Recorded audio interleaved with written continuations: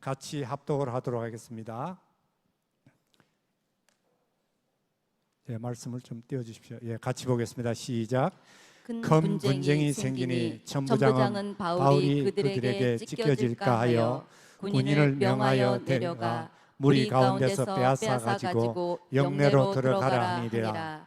그날 밤에 주께서 바울 곁에 서서 이르시되 담대하라. 네가 예루살렘에서 나의 일을 증언한 것 같이 로마에서도 증언하여야 하리라. 아멘.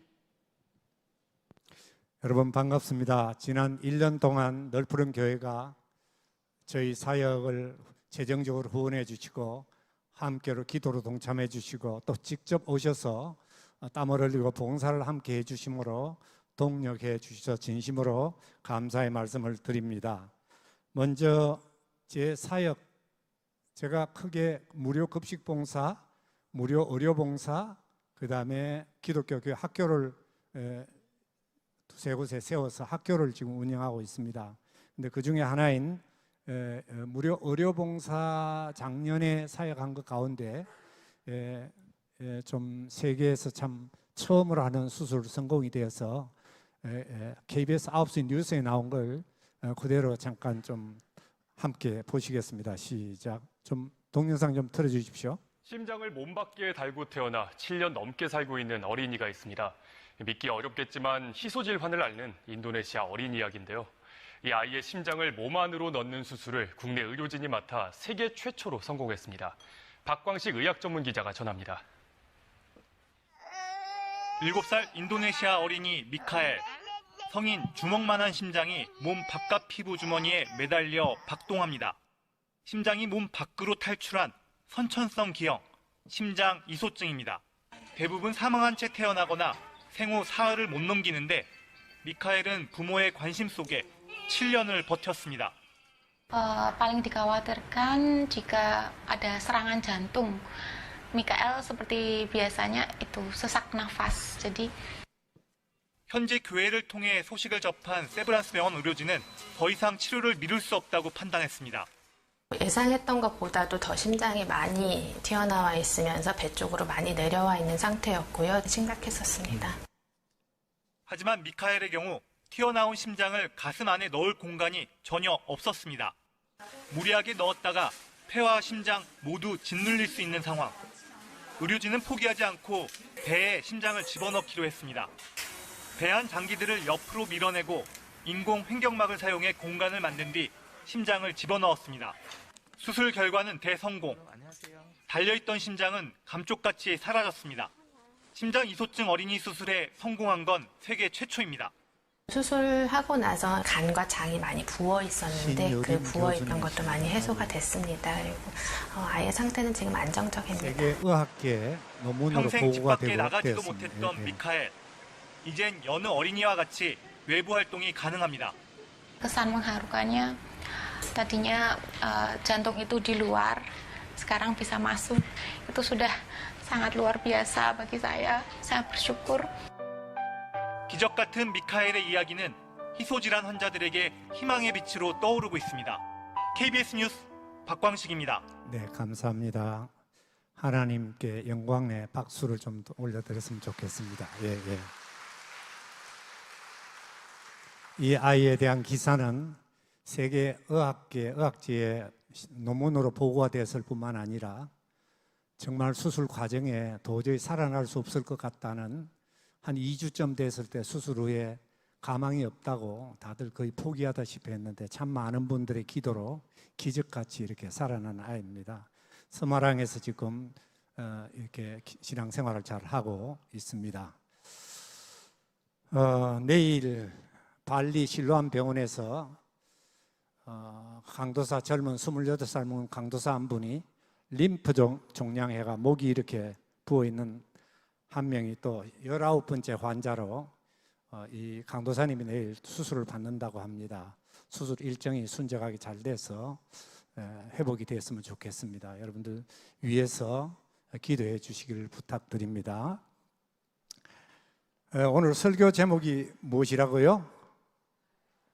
그날 밤에 아마 제가 타 교회에서 설교했을 때 이 제목을 가지고 설교한 적이 있습니다.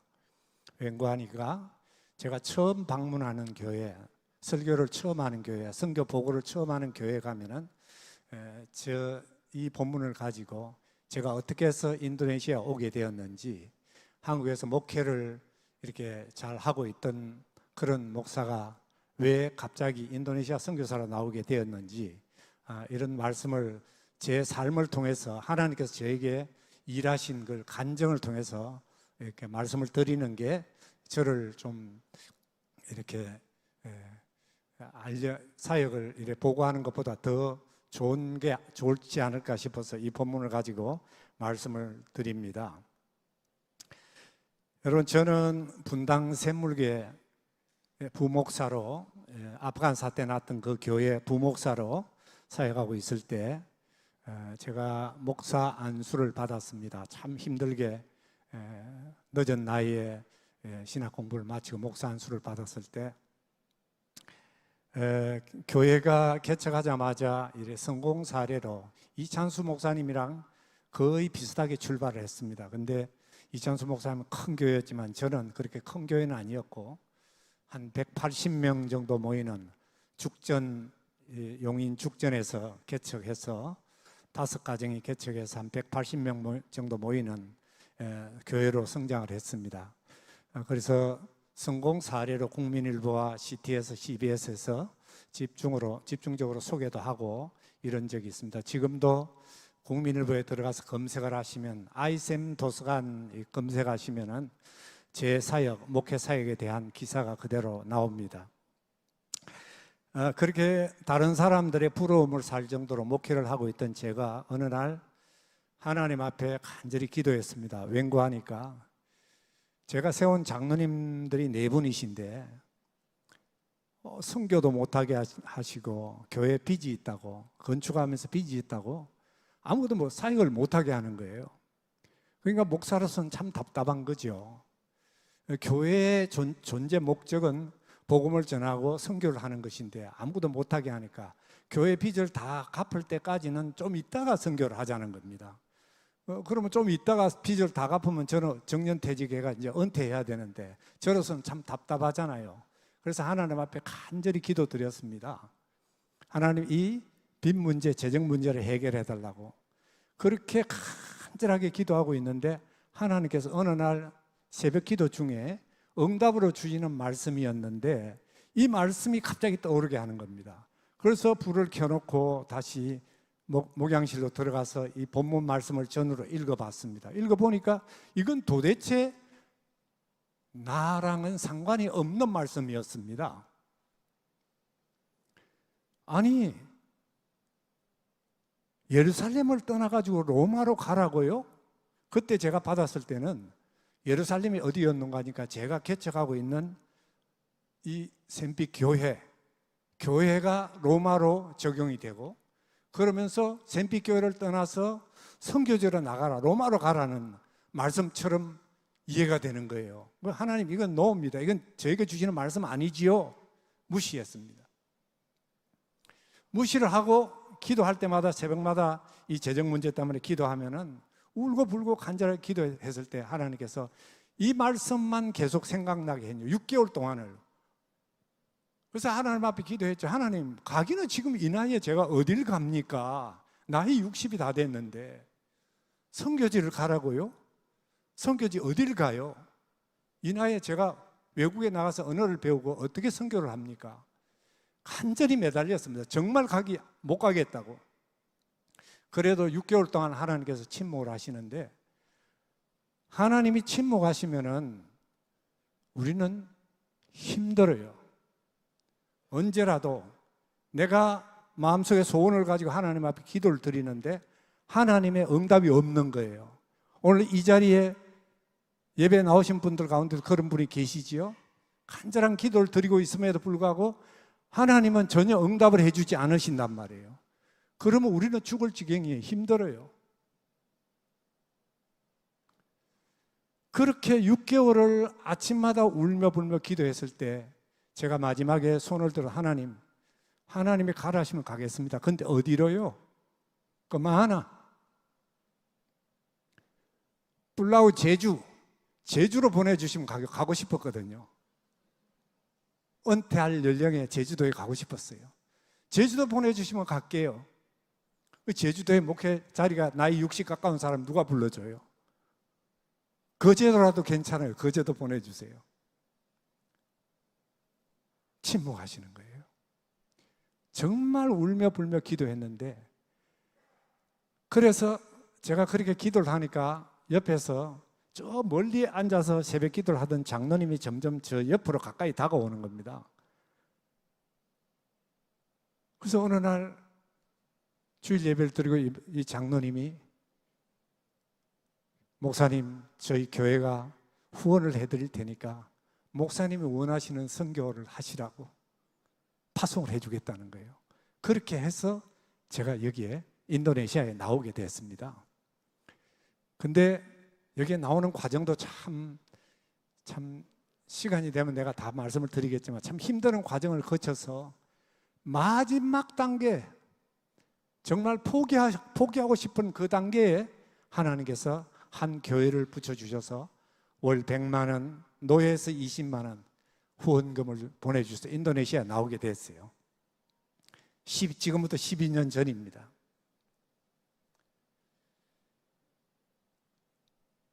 여러분, 저로서는 목회하면서 나이 60 가까이 돼가지고 선교지에 나온다는 것은 그야말로 바울이 겪었던 그날 밤보다 더 깊은 밤이었습니다. 정말 싫었습니다. 그럼에도 불구하고 어떻게 해요? 기도가 안 되는데, 새벽에. 그래서 나왔는데, 이곳에 나왔을 때도 사실 제가 굉장히 가난한 집안에서 태어나가지고, 시골에서 태어나가지고 돈이 너무 없어서 중학교 등록금을 못 낼 정도로, 그래서 중학교 올라가면서 재수를 했던 사람입니다. 재수를 하고 싶어서 한 게 아니라 그런 정도로 가난하게 살았는데, 저는 제가 오늘 드리고 싶은 말씀은 예수 이름이란 이름을, 제가 그렇게 해서 중학교를 졸업하고 고등학교를 가서 부산 분이엘 고등학교라는 학교를 미션 스쿨을 가서 거기서 예수님을 만났을 때, 그때 설교를 전해주신 통역하시는 목사님이 예수라는 이름을 이렇게 저에게 설명을 해주셨어요. 처음 제가 영접할 때, 예수 이름을 니네들이 기억해라. 예수 믿으면 수가 생기니까 잊지 말고 예수를 믿으라고. 그래서 저는 어렸을 때 예수 이름을 저희 백성들의 죄에서 구원해 주신다는 그런 뜻이 아니라 예수 믿으면 수가 생긴다 해서 그렇게 해서 예수를 믿기 시작했던 사람입니다. 어떻게 보면 굉장히 무속신앙적인 같은 그런 거지만, 그러나 어렸을 때 제가 순수하게 받았어요. 예수 교회 나가면 수가 생긴다, 내 인생이 풀린다. 그렇게 해서 예수 믿기 시작했고, 사실은 제 인생을 돌아보면 예수님 때문에 제 인생이 풀리기 시작했어요. 분이엘 고등학교 졸업하고 해양대학을 처음 들어갔는데, 해양대학을 선후배 가운데 들어간 사람이 없이 제가 처음으로 들어갔어요. 졸업하고 지금은 해양대학이 옛날 대학 같지는 않지만, 제가 이 간증을 해가지고 지금 여기 한 분 권사님 자제가 해양대학을 지금 졸업한 자제가 있어요. 제가 그 교회에서 간증을 했는데, 근데 그 해양대학을 졸업하고 해외 나가서 달러로 월급을 받으니까, 그때 1년 해외 나갔다 오면은 집을 한 2채 정도 살 수 있는 돈을 벌었습니다. 그렇게 돈을 많이 받았어요. 그래서 해양대학 졸업해서 10년 만에 강남에 있는 아파트를, 요새로 치면 몇십억 하는 아파트를 동기생들 가운데 제일 빨리 샀어요. 빨리 샀고, 그때 그 아파트뿐만 아니라 분당, 천당 아래 분당이라 그러죠.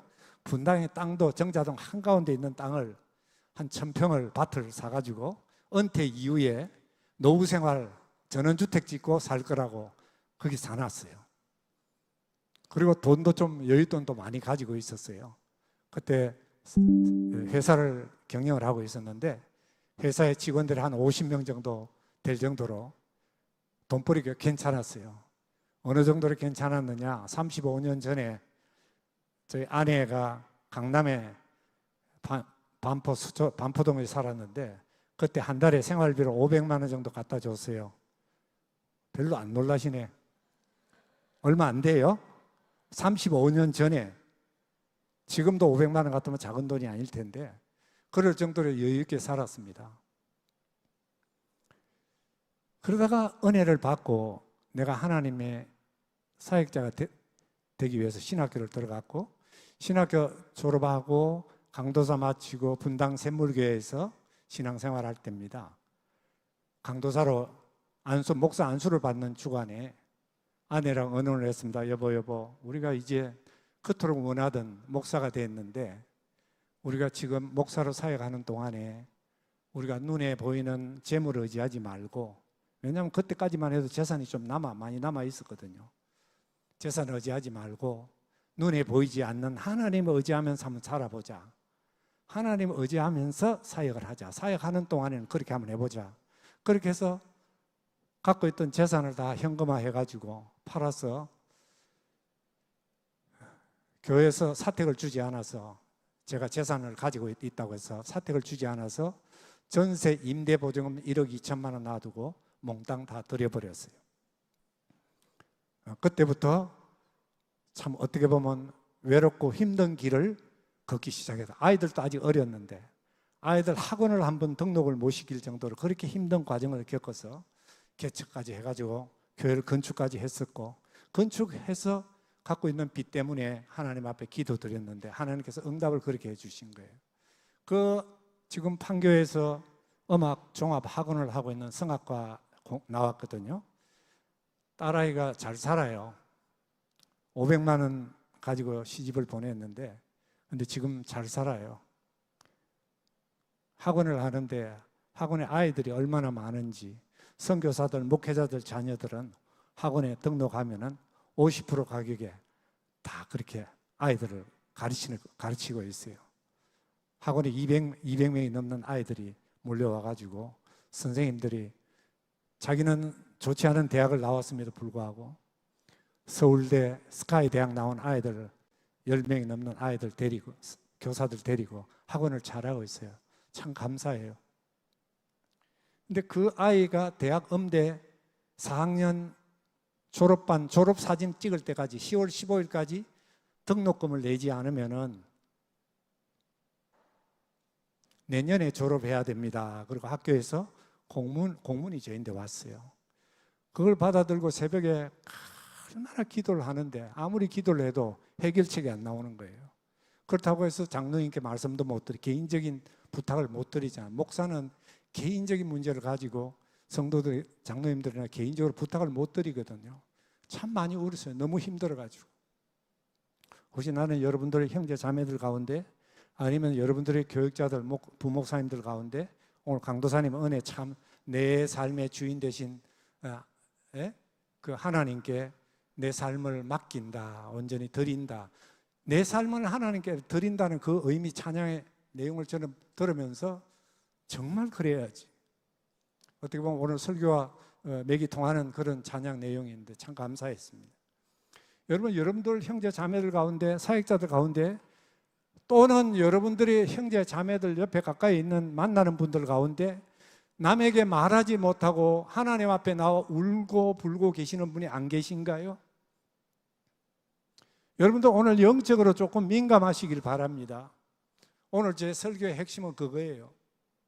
영적으로 민감하셔서 하나님의 말씀을 주실 때 알아듣고 그 말씀을 나에게 주실 때 그걸 나에게 주시는 말씀으로 받아들이시고 그 말씀에 순종하여 순종의 첫 발걸음을 옮기시라. 이게 설교의 핵심이에요. 제가 제 삶을 자꾸 말씀드리는 이유는 한국에서 여기 올 때도 오기 싫었어요. 제 재산, 제 젊음을 바쳐가지고 개척해서 양육한 교인들이 있는 교회들, 성도들 남겨두고 인도네시아 선교사로 나온다는 게 쉬운 일이에요.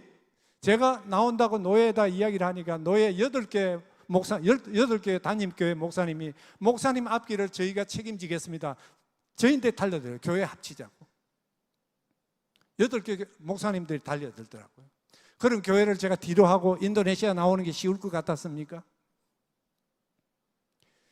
여러분, 저희 아내가 지금 가운데 여기 앉아 있습니다만은 아내가 제가 인도네시아에 언어훈련 마치고 보골에서 언어훈련 마치고 땅가랑 와서 새하마을 그 쓰레기 매립장 주위에 있는 아이들을 만났어요. 그 아이들을 두고 저희 부부는 나이가 들어서 우아하게 좀 사역하려고 롬복 섬에 플라우 롬복에 가가지고 사역하려고 그랬거든요. 그런데 새하마을에 그 아이들을 만나서 마음이 불편해서 못 가겠는 거예요. 그래서 우리 기도를 하다 한번 해보고 갑시다. 그러면서 아들하고 아내랑 셋이서 가정 예배를 드리면서 아침에 예배 드리고 아침에 제가 카톡을 보내고 나서 그러고 나서 예배를 드리거든요. 예배 드리면 카톡 지나면 카톡이 막 들어와요. 답이. 그때 기도를 어떻게 드리자 했냐면은 여보 하나님께 우리 이렇게 기도 드립시다. 하나님 제가 새하마을 아이들을 섬기기를 원하시거든 눈으로 좀 보여주세요. 목돈을 콱 보내주시든지 아니면은 사역할 수 있는 사람들, 돈 많으신 능력 있는 장로님들 좀 많이 붙여주세요. 눈으로 보여주시면 새하마을 가고 아니면 우리 롬복 갑니다. 그랬어요. 근데 거짓말 같지만은 기도를 시작한 지 이틀 만에 갑자기 모르는 자매님으로부터 사업을 하는 자매인데 선교사님 저희 선교비 한 500만 원 모아놓은 게 있는데 혹시 급하게 필요한 게 있으세요? 한 달에 120만 원 가지고 살고 있는 사람에게 500만 원 작은 돈이 아니었습니다. 눈이 번져 필요하다마다 급하게 쓸 때 있다마다요. 이틀 후에 500을 보냈어요. 그렇게 몇 가지 사인을 주셨어요. 자카르타에 사업하시는 어느 권사님은 저에게 선교사님 저를 후원해 주시면서 선교사님 제 사업이 왜 이렇게 하나님께서 잘 되게 해 주시는지 모르겠다고. 제가 말씀드리면 여러분들이 알만한 분이에요. 왜 이렇게 잘 되게 해 주시는지 모르겠대. 그러면서 지금까지 12년 동안 빠지지 않고 쉬지 않고 후원해 주시는 분이세요.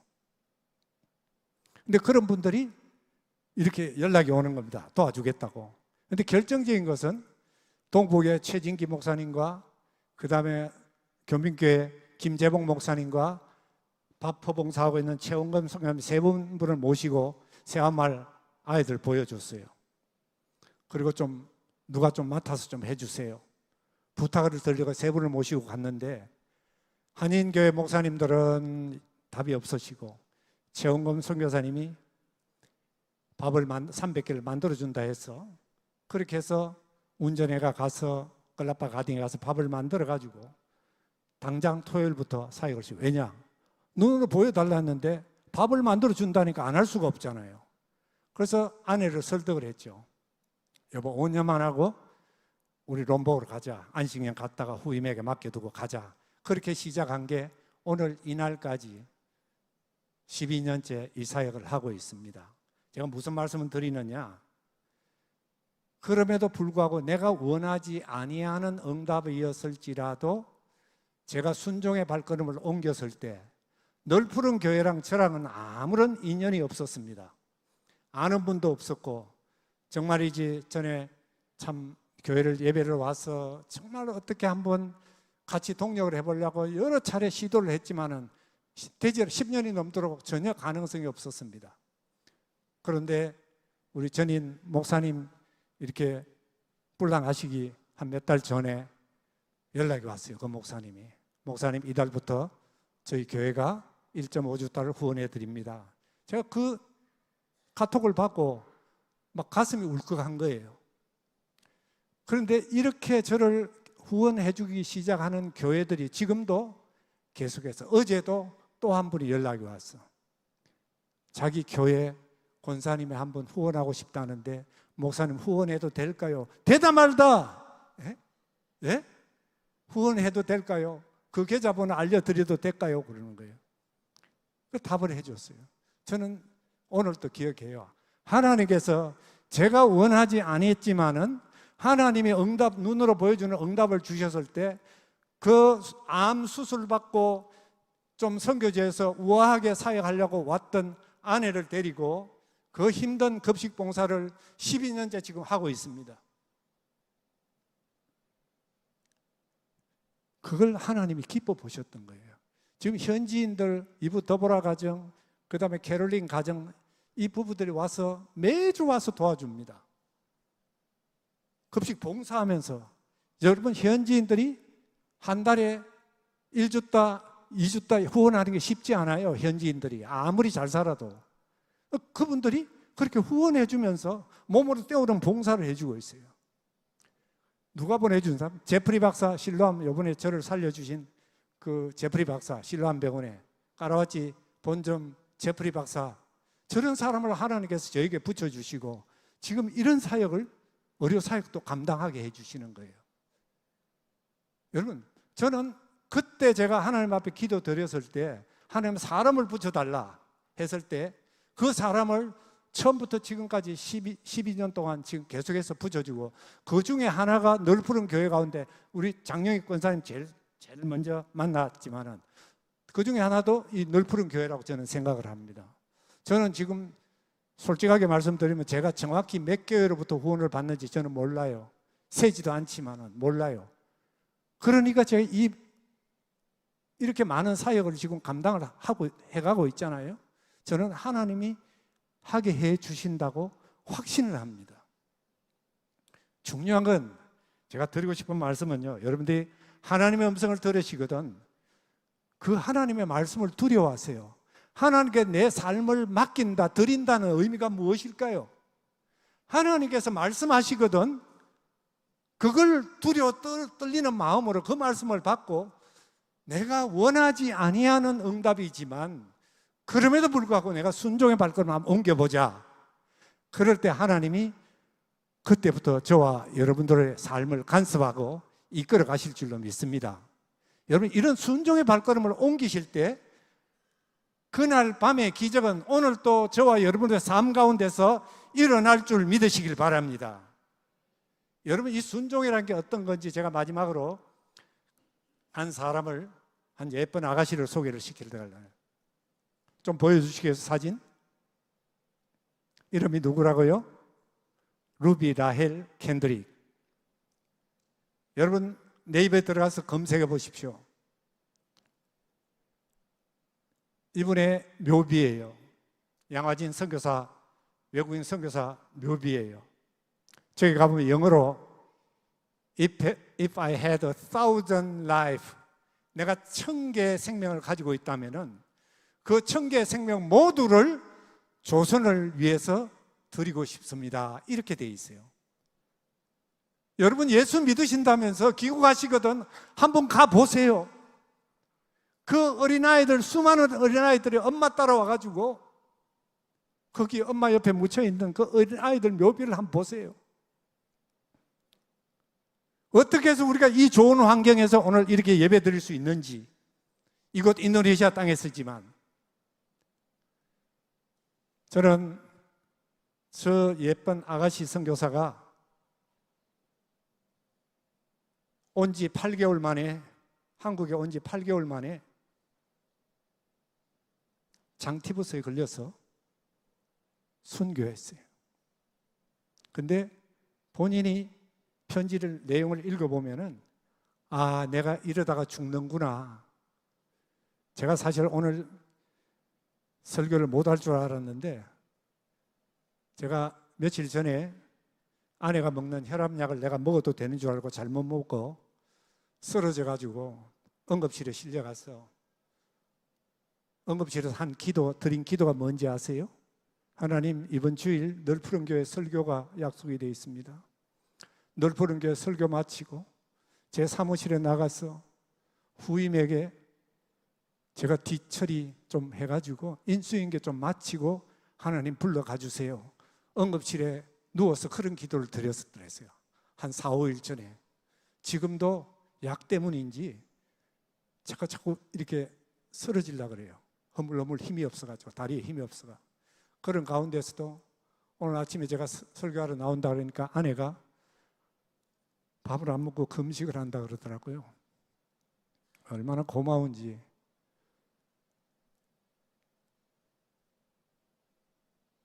여러분, 하나님께서 저는 여러분들을 이 땅에 보내신 이유가 있다고 생각합니다.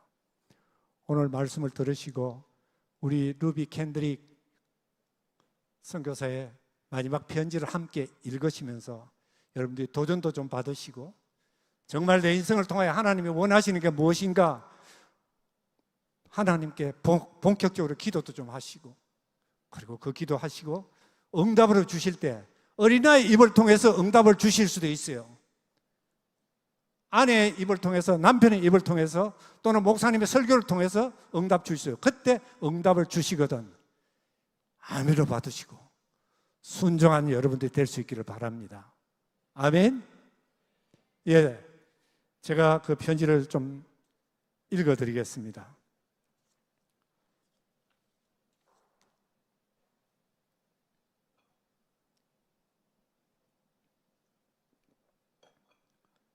엄마, 아빠, 이곳 조선은 정말 아름다운 땅이에요. 그들은 모두 하나님을 닮은 것 같아요. 그들의 복음에 대한 열정과 마음을 보았어요. 얼마 안 있어 이 땅에 그리스도의 사랑이 넘칠 것 같아요. 이곳 아이들은 복음을 듣기 위해 16km를 맨발로 걸어와요. 그들 속에 있는 하나님의 사랑이 나에게 힘이 되어요. 그러나 핍박은 점점 심해지고 있어요. 이틀 전에는 주님을 영접한 지 일주일도 안 된 서너 명이 끌려가 순교를 당했어요. 토마스 제임스 선교사님도 순교를 당했어요. 선교 본부는 고구로 돌아오라는 지시가 있었지만 대부분의 선교사들은 숨어서 복음을 전하고 또 예배하고 있어요. 모두가 순교를 각오한 것 같아요. 오늘 밤따라 유난히 집으로 돌아가고 싶다는 생각이 많이 들어요. 항구에서 떠나는 마지막 순간까지 나를 말리시던 어머니가 생각나요. 외국인을 싫어하고 복음을 반대한다는 이야기 때문이었죠. 엄마, 아빠, 아마도 이 편지는 제가 쓰는 마지막 편지일 것 같아요. 내가 여기 나오기 전 뒷마당에 심은 씨앗들이 우리 이웃들에게 꽃으로 가득 채우겠지요. 조선 땅에는 다른 씨앗들이 더 많은 꽃들을 피울 거예요. 그리고 그들은 또 다른 나라의 씨앗들이 될 거예요. 엄마, 아빠, 저는 이 땅에 제 심장을 묻겠습니다. 조선을 향한 이 열정은 나의 마음이 아닌 조선을 향한 하나님의 마음이란 걸 알기 때문입니다. Mom and Daddy, I love you. 루비 캔드릭.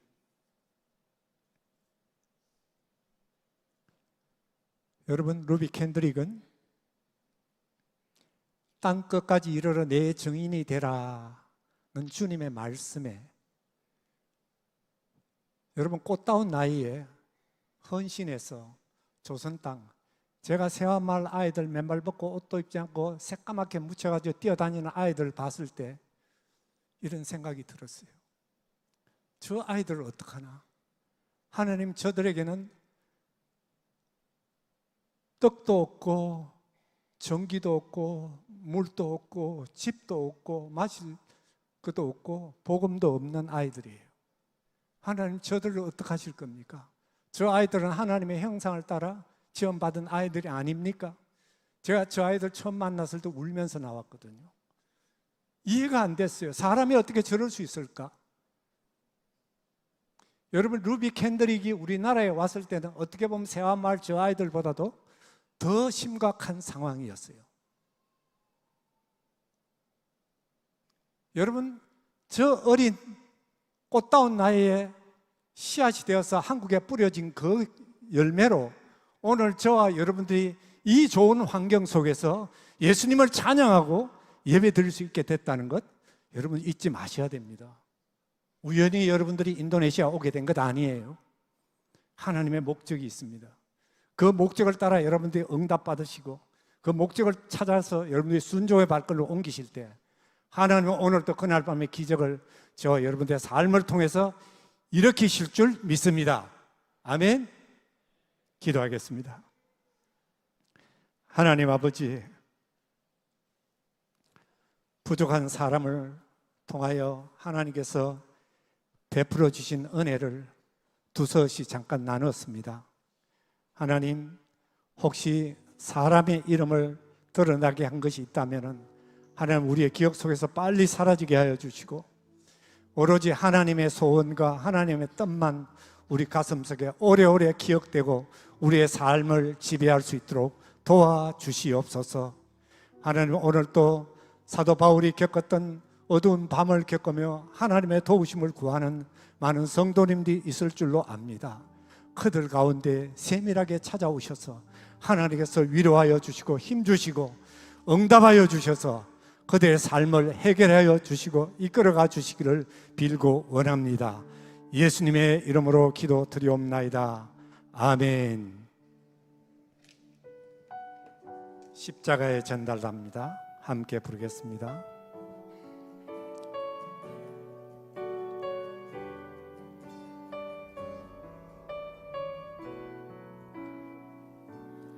난 지극히 작은 자 죄인 중에게서 무익한 날 부르셔서 간절한 기대와 소망 부끄럽지 않게 십자가 정케 하셨네. 어디든지 가리라 주위에 서라면 나는 전하리 그 십자가 내 몸에 밴 십자가 그 보혈의 향기 온 세상 채울 때까지 살아도 주를 위해 죽어도 주를 위해 사나 죽으나 난 주의 것 십자가의 능력 십자가의 소망 내 안에 주가 사시는 것 지극히 작은 자 죄인 중에 외수 무익한 날 부르셔서 간절한 기대와 소망 부끄럽지 않게 십자가 정케 하셨네. 내 사랑 나의 십자가. 한 가지 기도 제목을 부탁을 드립니다. 제가 오늘 밤에 비행기를 타고 한국에 갑니다. 저 미카엘 아이를 수술을 연결시켜준 우리 강희철 박사님이 빨리 귀국하라고 이렇게 해서 제가 여기 제프리 박사 실로암 병원 처방약을 먹으면서 오늘 밤에 비행기를 타고 귀국을 합니다. 세브란스에서 이렇게 긴급 예약을 하고 이렇게 검사를 다 받고 치료를 건강하게 받고 다시 돌아오기를 소원합니다. 그래서 여러분들이 기억하시고 저를 위해서 기도해 주시길 부탁을 드립니다. 감사합니다. 축도하겠습니다. 다 자리에 일어나시겠습니다. 오늘은 인도네시아 교회처럼 축도를 한번 하겠습니다. 찬양 파송 찬양 드렸죠, 그죠? 인도네시아는 축도할 때 손을 이렇게 양손을 앞으로 내밀더라고요. 예. 이제는 우리를 구원하신 주 예수 그리스도의 은혜와 하나뿐인 독생자 아들을 십자가에 못 박으신 그 크신 하나님의 사랑과 성령의 치료하심과 함께하심과 회복하심이 오늘 복된 주일 예배에 참석하고 하나님의 말씀을 듣고 순종하며 결단하는 주의 백성들에게 지금부터 영원토록 함께 있을지어다. 아멘.